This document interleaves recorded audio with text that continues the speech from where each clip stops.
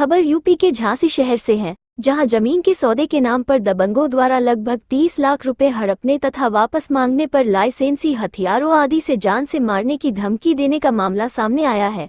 इतना ही नहीं, दबंगों द्वारा पीड़ित के गांव में भी 4 पहिया गाड़ियों से घूमकर दहशत फैलाई जा रही है। पीड़ित ने इस मामले में वरिष्ठ पुलिस अधीक्षक को प्रार्थना पत्र देकर कार्यवाही किए जाने की गुहार की है। एसएसपी के यहां शिकायती पत्र देने वाले लखन गौतम निवासी कोटखेरा थाना रक्सा ने बताया कि वो प्रॉपर्टी डीलिंग का काम करता है। लगभग 9 महीने पहले उसने झांसी के कुछ व्यापारियों को आईटीआई के पास स्थित एक जमीन का सौदा कुछ लोगों से कराया था।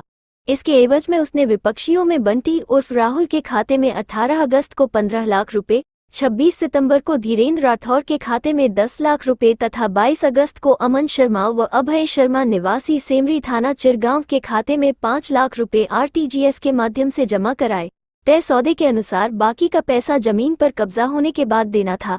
कई महीनों के बाद भी जब जमीन पर कब्जा नहीं दिया गया तो उसने विपक्षियों से कब्जा देने की बात कही। इस पर वो लगातार टालते रहे। 6 फरवरी को जब वह नंदनपुरा पेट्रोल पंप पर अपनी गाड़ी में पेट्रोल डलवाने के लिए गया था, तभी वहां पर विपक्षियों में एक बंटी उसे मिल गया। उसने बंटी से पैसा वापस करने के लिए कहा। इस पर उसने गाली गलौज की तथा अपने साथियों को बुलाकर जातिसूचक शब्दों का प्रयोग कर अपमानित करते हुए जान से मारने की धमकी दी। लखन का ये भी आरोप है कि विपक्षियों द्वारा उसके गांव में 4 पहिया वाहनों तथा लाइसेंसी हथियारों से दहशत फैलाई जा रही है। उसने अपने अपहरण होने की भी आशंका जताई है। प्रार्थना पत्र में उसने आरोपियों के खिलाफ रिपोर्ट दर्ज कर कानूनी कार्रवाई किए जाने तथा पैसा वापस दिलाए जाने की गुहार की है।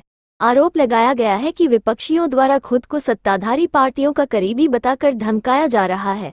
झांसी से दीप न्यूज के लिए दीपक चंदेल की रिपोर्ट। हम यहाँ कप्तान साहब के यहाँ एक शिकायत दर्ज करने आए हैं। 8-10 महीने पहले हम लोगों ने एक एग्रीमेंट कराया था झांसी के कुछ व्यापारियों को, और जो एग्रीमेंट कराने वाले लोग थे बंटी और अमन शर्मा आदि लोग, इन लोगों को हम लोगों ने आरटीजीएस कराया था 1 नंबर में। और कुछ बात जो हुई थी कि जो प्रॉपर्टी कुछ विवाद थी, उस पर कब्जा लेने की बात थी कि हम लोग बाकी पैसा जब मतलब ले लेंगे आप लोगों से, जिस समय हम प्रॉपर्टी पे कब्जा दे देंगे। ना तो ये लोग कब्जा दे पाए, जब हम लोग बार बार कब्जे की बात करते आए, जो लोग टालते आए। टालने के बाद फिर हम लोगों ने इनसे कहा, भैया आप ज़मीन पे हमें पोजीशन नहीं दे पा रहे तो हम लोगों का पैसा वापस कर दीजिए। तो उन्होंने कहा हम चलो ठीक है, पैसा वापस कर देंगे। उसके बाद हम लोग कई बार इनके घर पे गए, घर पे ये लोग मतलब बदतमीजी करते रहे, नहीं देंगे पैसा, ऐसा होगा वैसा होगा, ये कर देंगे, सरकार हमारी चल रही है, हम लोग बीजेपी के लोग हैं, प्रशासन भी तुम्हारा कुछ नहीं सुनेगा।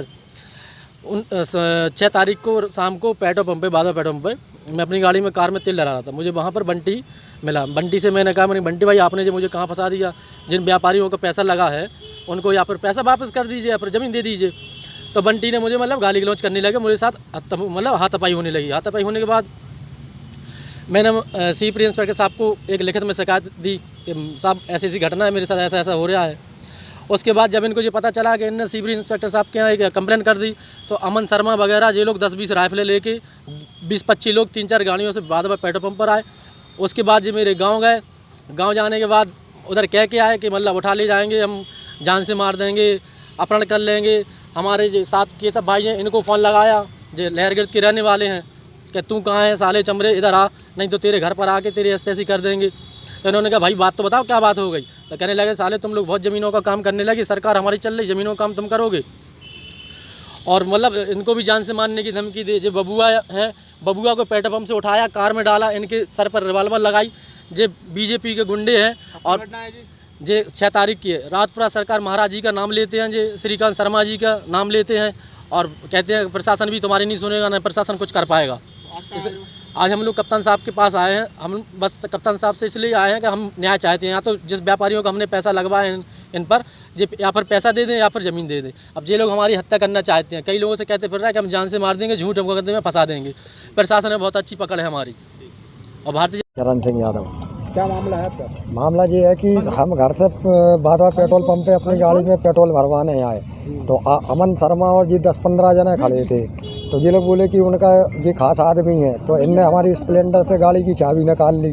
गाड़ी की चाबी निकालने के बाद कहने लगे कि सबको पप्पू को और लखन को, कहने लगे इन लोगों को तुम जानते हो? हमने कहा जानते हैं। तो इन लोगों ने कहा कि इन लोगों के घर दिखाओ कहाँ पे हैं। इनने हमारा मोबाइल फ़ोन छीना लिया।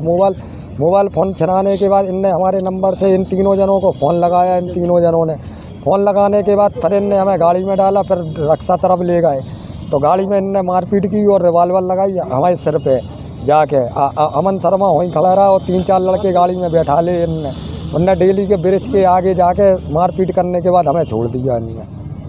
क्या चाहते हो आप? क्या चाहते हो? न्याय चाहते हैं, इन पे सख्त से सख्त कार्रवाई करी जाए। कहाँ आए थे आज? आज कप्तान साहब के पास आए थे।